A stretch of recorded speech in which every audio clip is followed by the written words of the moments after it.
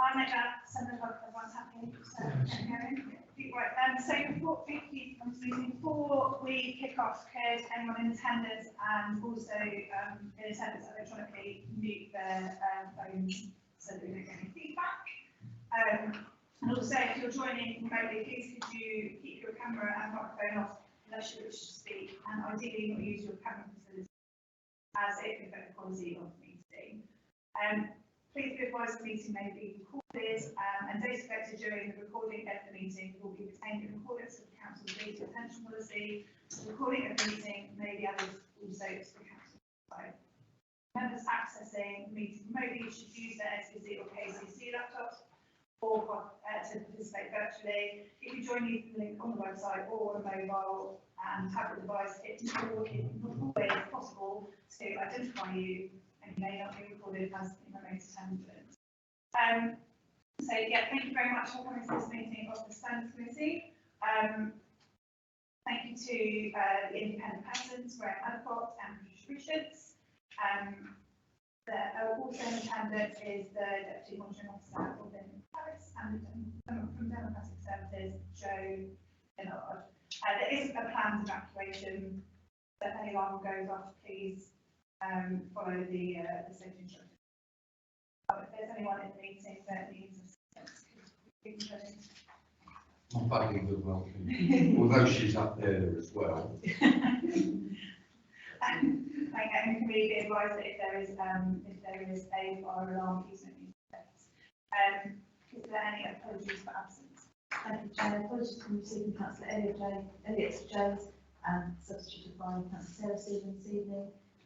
We've also receiving Councillor Denise Knights and Councillor Bonnie substituting, and also Councillor Kennington is joining us online. His substitute this evening is Councillor Mike Whiting. Can we move on to the minutes from the previous meeting, please? June.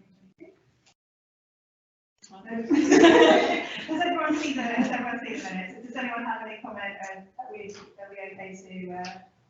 agree those minutes? Have a proposer. Oh. Thank you. We'll vote on that, please. Are there any declarations of interest?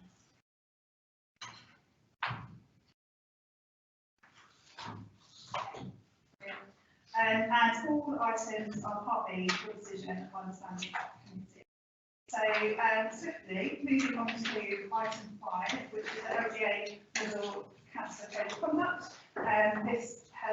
We've been for the committee before, it's also now gone to the working group, and I'd like to invite Robin to introduce the things. Thank you, Chair. I'm actually introducing David Cork, who's with us this evening. But as the Chair has alluded to, I suspect members are well familiar with this document. We've seen it a number of times previously.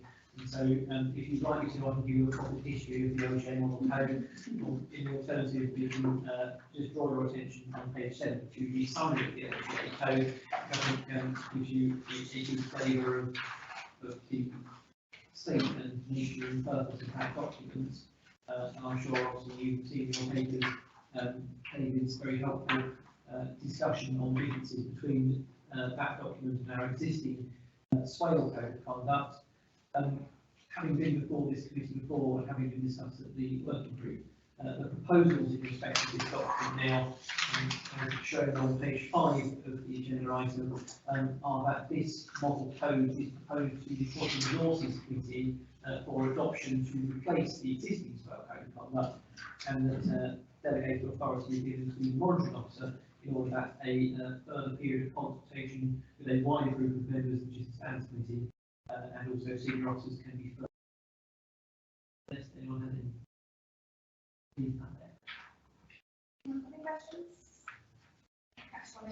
Okay, on page 8, on 3.4, it says any unpaid directorships. We clarifying that's payroll paid or share ownerships, including receipt dividend. I assume it's both, but can we clarify it? So, in relation to that not being DPI, the second one that you gave an example of in relation to securities would potentially be a DPI if it was in excess of £25,000 or 1/100th of the share capital of the business, whichever would be the lesser. And so that second example is potentially a DPI of itself, depending on if it meets that criteria.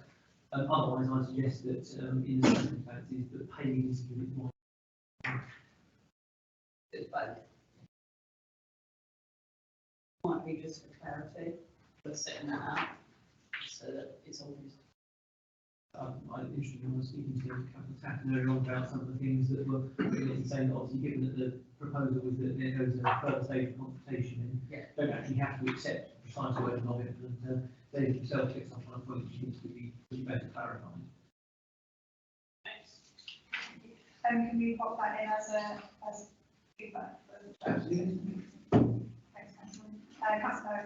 Thank you, Chair. Finally, quite to mention the working group, when we looked at this, how many weeks ago it was. I've got nothing against the code at all.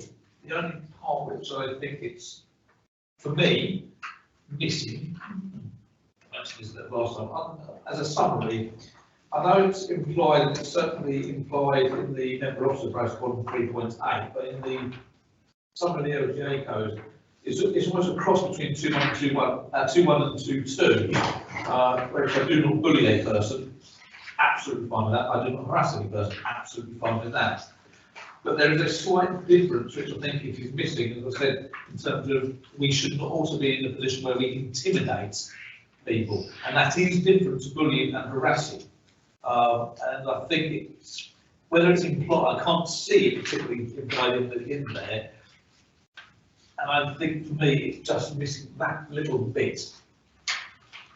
Can I come back on that? When we discussed that at the working group, I'm sure there was intimidation and offence in another part of the document.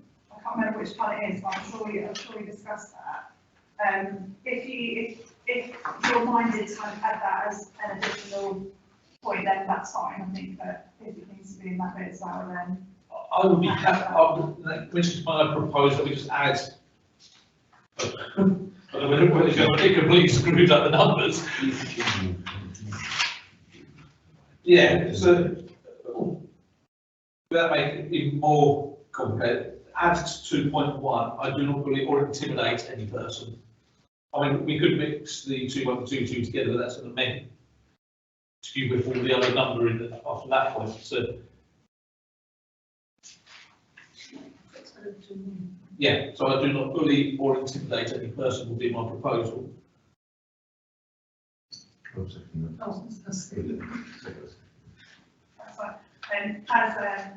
As Robin has already said, this has got like it's going to have further consultation anyway, so that's fine. Yeah, happy to add that as a does anyone else have much? So do we need to vote on that? Oh, yes, sorry. Yes, can we vote on that? Sorry. Councillor Amy. Yes, so now page 28, it's obviously just we'll be tweaking no doubt in the final draft, it refers to cabinet on paragraph 5.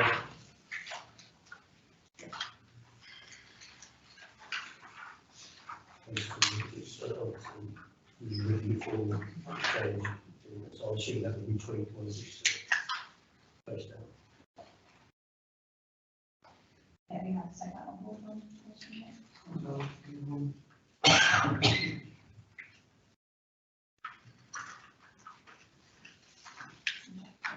Part 5, accepted in person cabinet members. I don't know, Chair, is it relevant to them, Chair? Sorry, Is it relevant? is it relevant? It's only relevant to members that have got executive functions, isn't it? Yeah, but there's not, what we're saying is that it refers specifically to cabinet members, so we should probably remove that. It's because this is the model code, it's an alternative paragraph in relation to authorities that have existing. Right. So that would, it's in square brackets. Doesn't come So in. that whole thing will be removed. Yeah, come in. Thanks, councillor. Does anyone have any additional points? Okay. Are we happy in that case? Would someone propose the recommendations? Oh, it's not people. Do you have any comments? Sorry, I was addressing everyone at the same time. Any comments from Chair? No.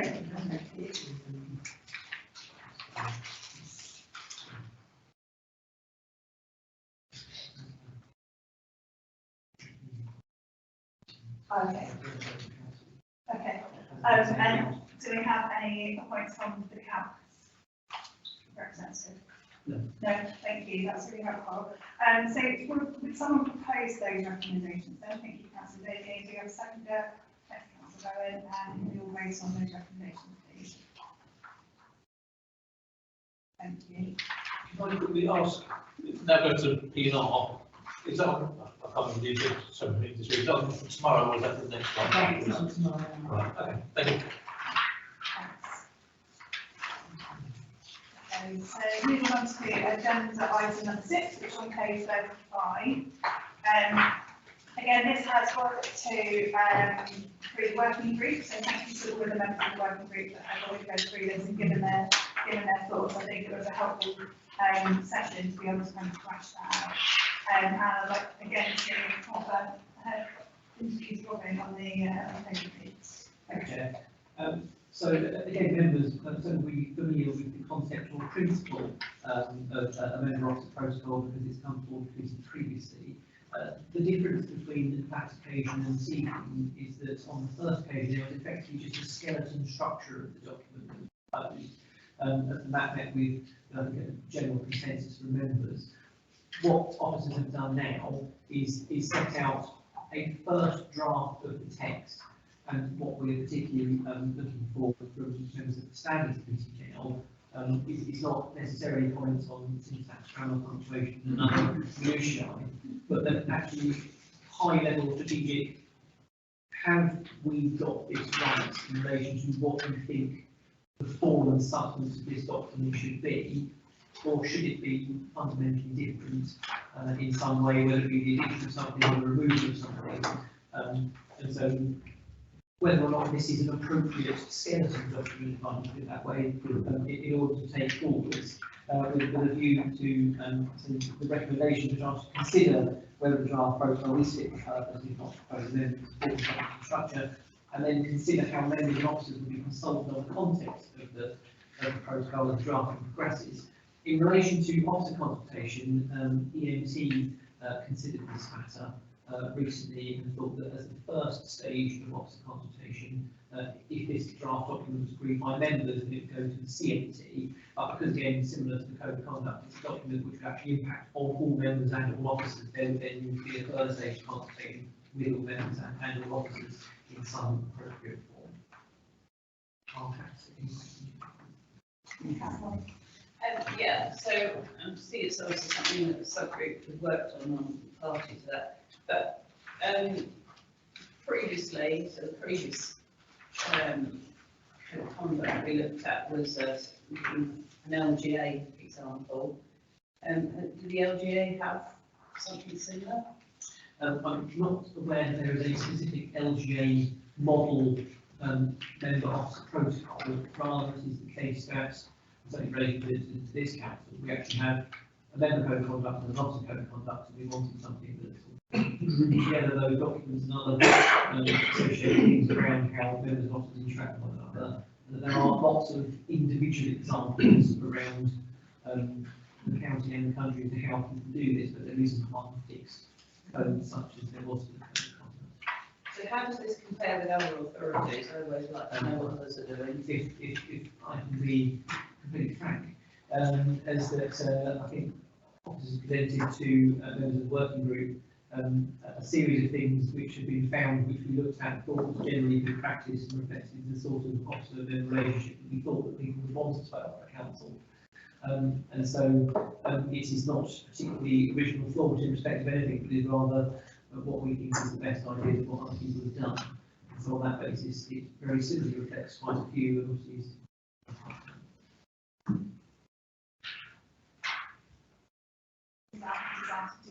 Yeah, that's fine, thank you.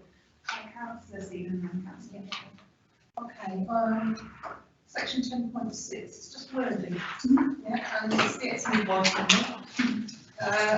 It's discriminating against pregnant people or mothers or pregnant women who want to have babies, but I know now with political correctness and the single-sex adoptions and that, I think it needs to be more specific. That doesn't work right to me. What do you have any specific suggestions to replace it with? Adopted, I mean, it might need to come to the section that does discriminating against parents, yeah, of any gender. Yes. So complicated one's a word. Can I come back on that? So pregnancy is a specifically protected characteristic. It's not specifically female. You will have trans men that are able to give birth. You also have non-binary people who are able to give birth. And using language like pregnant people and mothers is a more inclusive way of being able to represent all of those potential people that would be able to be pregnant. People is a very. It's on 10.6 and it's discriminating against pregnant people or mothers. I know why it's there. Yeah. It's just how it would more sympathetically, really. Those who are pregnant covers everything, doesn't it? But it does, I mean, it does, it's not, it doesn't. And fathers should be protected as well, surely, not just mums, But fathers are protected under the pregnancy specification of the Equality Act. They would be protected. You're not mother or father with respect until the baby's born, are you? So pregnancy is difficult. I don't understand how pregnancy covers a mother. It's the first time mum, and she's not yet had the baby, she's not yet a mum, or is he a dad? So I think that's quite a sticky subject, because I think people that would have had miscarriages would definitely consider themselves to be mothers. So all pregnant people. So I think I don't think we need to go down that particular route of discussion. I'm happy to. I'd personally be happy to have those that are pregnant as a different type of wording. If people are happy with that as the words, I just want to make sure that as a progressive council, this is a progressive document that covers. It's got to cover everything. Yeah. Yeah, but it has got people so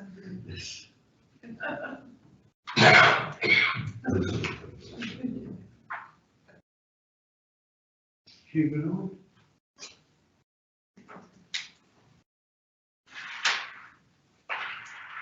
Does anyone have any other? Oh, Councillor Owen and then Councillor Davies. Again, just my previous point, I know where the crossover between the LGA and this on 10.6, it does say intimidation certificate, and the member of the protocol, which I think is good. Okay, that's maybe what I was thinking about. Where we stand, if a member was to ask a member of staff to give information that under the DPA would constitute a potential data breach. The responsibility of the person who, and they then comply with that and actually send that information out, which then causes the breach, then under the DPA, there will be the member of staff who's sent the information out would be at fault. But how can we put them at fault if it's been a request by a member for them to do it? They've not either unintendedly not known or not felt in a position where they can say, no, I can't do that. There has got to be, I think, some responsibility. And DPA is quite an easy one to look at. There are other on Quality Act issues. There could be a number of different ones where that may apply. But how would they? It is not the legally it's responsibility of the person who sent that information, but actually, I think, morally, it's the person who's asked them to do it. Just wonder how that would work. And my only other comment in terms of, I said this again in the work group, the consultation. If it hasn't been, I would strongly suggest that it also goes in front of the staff size union for them to just have the one, so we can get the comments from all levels of the organisation. You did you want to come in? I don't want to sound like you're, but if People. if council Tatton told you to jump into the train, we do it. Yes, is that in relation to a member of staff who was asked to do something improper by a councillor, is I would expect a member of staff to politely decline if the councillor insisted for a member of staff to say, well, you can have to say up to my manager because I don't believe I can do that, whatever it was, and say I would hope that the councillor would respect the fact that staff had a concern and allow them to raise it, even if the member of staff was in fact wrong, it was something they could do. And again, that's sort of the purpose of that document, is to sort of have that collaborative understanding between members might make demands unknowingly thinking it's an appropriate thing to do that isn't, and members and staff have different roles and responsibilities, and it's hopefully easing that relationship. To say that ultimately, if a member of staff did a data breach, then the council is responsible for it, rather than your staff per se. So in that particular instance, it would be the council that has to then refer itself to the ITO potentially and put in the relevant paperwork to deal with that data. Okay, thank you. And yes, also the intention with further consultation was that rather than potentially give what might be a very rough range document to a whole staff group, then have 500 consultations. Absolutely. Things that say in kind of a step way, saying this is going to be the working group is now stands committee, that the process of staff consultations will start on CLT, and so then hopefully that you've got something which is close to being final document for it gets staff, all members of the staff. Okay, fine, thank you. Councillor Whiting. Was that on that point, isn't Well, it? yeah, if that's okay, I'm just going to check with Councillor Daly if it's okay if I take points on that specifically. Yeah, just that one point, because I mean, presumably the same would be true of a staff member who asked a colleague to do something, and the colleague wasn't happy with the request and would go to a manager and say, I've been asked to do this, what should I do? And they'll say, don't do it. Or that's a very similar relationship that would exist between staff and colleagues as it would between members and staff. I guess, presumably it's somewhere in the staff handbook that how they deal with other staff. Members are treated as frontline employees. Yes. That was a small point, sorry, Chairman, thank you. Councillor Tam, what was your point on this as well, or shall I bring Councillor Daly? Very simply, if a member approaches a staff member, subject to what status it is, what amount of time should a member allow before they get a response? 10 days, isn't it? It's, yeah. 10 working days? Yeah. That's fine, thank you. Councillor. I mean, I don't know, you probably asked me to go on the syntax. So I won't go into the syntax. It's a request on page, whatever that is, 42, at 3.2. Is it possible, as with other paragraphs, to actually insert that paragraph from the officers, from the Officer Code of Conduct in there, 3.2, rather than have to. Oh, I see. All right. So actually, I think that it was done as a link on purpose. For a web doc, obviously. So partly in relation to that, but also partly because on the one side of things, obviously you have to cover a certain amount of stuff, and therefore it has to be a certain length. But if you were to, for example, insert in its entirety the member code of conduct and insert in entirety the officer code of conduct and insert. Oh, no, just that para 17. But I'll just that. Oh, no. So I see. Seriously. Then potentially yes, but yes. So the idea was again that this would bring together existing things, not necessarily replace them, but be a kind of an overarching coordination. Yeah. Oh, I agree that, but I see. another paragraph. One paragraph, essentially, yes. Just so that you keep referring back to it. Yes. I agree with Councillor Daly, because obviously that's starting in 3.7, isn't it? The quotes. Yeah. So it's just helpful if people are just going to go to the one document to have everything relevant in one place. Councillor. Councillor David pointed to Solomon, was reading that, not all members political affiliation. Yeah, fair enough. So actually, All members. it's, yeah, the council pressure is a group of councillors. Should we, I would suggest we may want to just remove based on political affiliation. Probably not.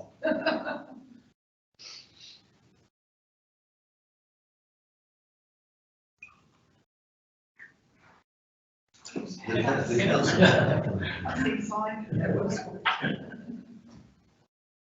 Do you propose a second for that or? Well, we can do if you want me to, like, propose it. In fairness to say, this is a draft Yeah. document, so this is feedback from a wide group of members in relation to this document. So because we're not looking at this immediate stage to adopt the document. Yeah, that's fine. Then I think that it can be taken comments. Okay, fine, thank you. Unless people fundamentally disagree with them. No. Is that okay, Councillor? Yeah, thank you, Councillor David, for actually pointing that paragraph. I responded to you. It's, On the same page at 3-4, Yeah. it needs, the English isn't quite right, or it needs a question mark at the end. See what you shout? Yeah, I'm trying not to mix the text. Yeah, much over. Thank you. So, I don't want to spend the evening going through question mark. What I'd like to do really, has everyone picked up any points about the actual kind of overarching idea of the protocol? Are they happy with that? If I pick up on the point, is that we do know at this point it's a rough draft, but we didn't feel that any particular value in spending an alternate time putting something in front of you that was, grammatically beautiful and in glorious prose, in the good of the cabinet. If fundamentally it's just what we want. Because that's obviously not good use of resource. So that's what today is about how do we address the right issues. Does this miss something that fundamentally should cover? Yes, has it made a misstep like in relation to political affiliation that could be addressed? So that it can then go to a wide group of people who say it's ultimately hopefully be a very polished document at the end of the process. But with that saving, we'll find the state. Just following up then on Councillor Bowen's earlier intervention about intimidation. Yeah.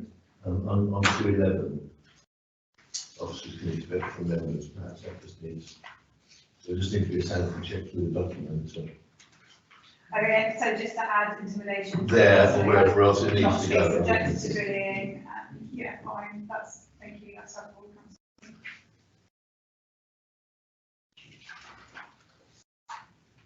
Any other points? I just want to thank the officers for putting together from what was quite a small document, quite a really good and office protocol. So, if everyone's happy, I'm going to take recommendation 1. Could we have a proposal as a recommendation 1, please? May have to pass very happy with that. So that's slowly. That's very second, thank you. We will vote on that, please. And then to consider how consideration 2, to consider how members and officers should be consulted on content of the protocol as document addresses. Robin's obviously introduced the idea of it going to CLT first, which I think is sensible, and that's driven by the NC anyway, who have said that that's a good idea. And then I think potentially the next stage after that is for that to then go out to wider officers and to wider members, and also I think Councillor Bowen's quite keen on that, so it's up our union as well. I'm happy to propose that from the chair, if anyone's happy to step in for this. Second, independent people. Do you have any thoughts or any comment on how that process might happen? No, as was said at the beginning by Robin, it appears to be an appropriate scale document to take forward, and I agree. Thank you very much. In relation to the discussed, I mentioned the proposal for how officers would be. In relation to how members would be consulted, potentially if this is happy with the draft.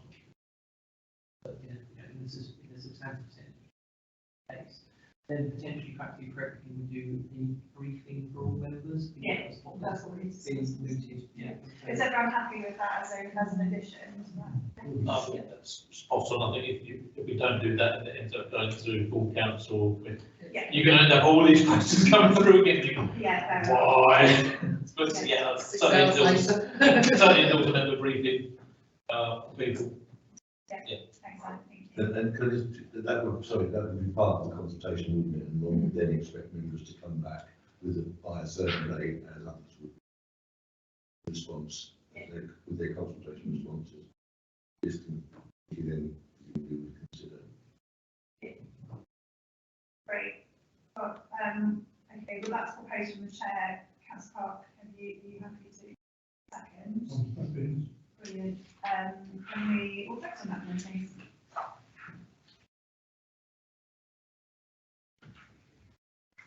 Thank you. Well, thanks very much. That brings the meeting to a close. It is 7:30. Good work.